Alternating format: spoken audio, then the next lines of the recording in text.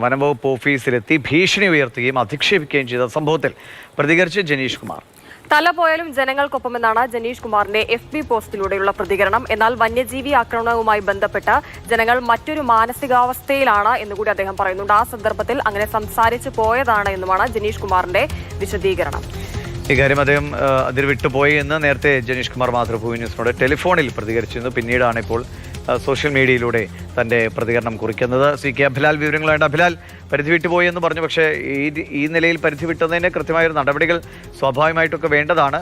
ജനങ്ങളുടെ പ്രശ്നം ഉയർത്തിക്കാട്ടിയാണെങ്കിൽ പോലും ഒരു MLA വളരെ പക്വതയോടെയാണ് ആ കാര്യങ്ങളെ കൈകാര്യം ചെയ്യേണ്ടത്. അപ്പോൾ ഈ ഒരു ഫേസ്ബുക്ക് പോസ്റ്റിലെ പ്രതികരണത്തോടുകൂടി ഇത് അവസാനിക്കുകയാണോ? ഈ അധിക്ഷേപം നേരിട്ട ഉദ്യോഗസ്ഥരുടെ നിലപാടെന്താണ്?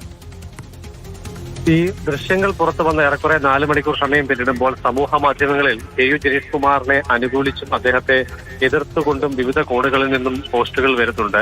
വന്യജീവി വിഷയം എന്നുള്ളത് മലയോര ജില്ല എന്നുള്ള തരത്തിൽ പത്തനംതിട്ടയിൽ ഒരു പ്രധാനപ്പെട്ട പ്രശ്നമാണ് ഏറെക്കാലമായി. അത്തരം വിഷയത്തിൽ വനം വകുപ്പിന്റെ നിലപാടിനെതിരെ ജനങ്ങൾക്കൊപ്പം നിന്നു എന്നുള്ള വിഷയമാണ് ഇടത് കേന്ദ്രങ്ങൾ സമൂഹ മാധ്യമങ്ങളിലൂടെ പ്രചരിപ്പിക്കാൻ ശ്രമിക്കുന്നത്. ഏറ്റവും ഒടുവിൽ KU ജനീഷ് കുമാറിന്റെ പോസ്റ്റ് വന്ന് ഏറെക്കുറെ അരമണിക്കൂർ സമയമാണ് പിന്നിടുന്നത്. അതിനകത്ത് അദ്ദേഹം പറയുന്നത് തല പോയാലും ജനങ്ങൾക്കൊപ്പം നിൽക്കും എന്നുള്ളതാണ്. ഉയർത്തിക്കൊണ്ടുവന്ന വിഷയം ജനങ്ങൾക്കൊപ്പം നിന്ന് മുന്നിൽ നിന്ന് നയിക്കും എന്നുള്ളതാണ് അദ്ദേഹത്തിന്റെ പോസ്റ്റിന്റെ ഉള്ളടക്കമായി വന്നിട്ടുള്ളത്. ചുരുക്കത്തിൽ വന്യജീവി വിഷയവുമായി ബന്ധപ്പെട്ട് ജനങ്ങൾക്ക് വേണ്ടിയാണ് താൻ വനം വകുപ്പിനെതിരെ നിലപാട് സ്വീകരിച്ചത് എന്നാണ് പോസ്റ്റിലൂടെ KU ജനീഷ് കുമാർ വ്യക്തമാക്കുന്നത്.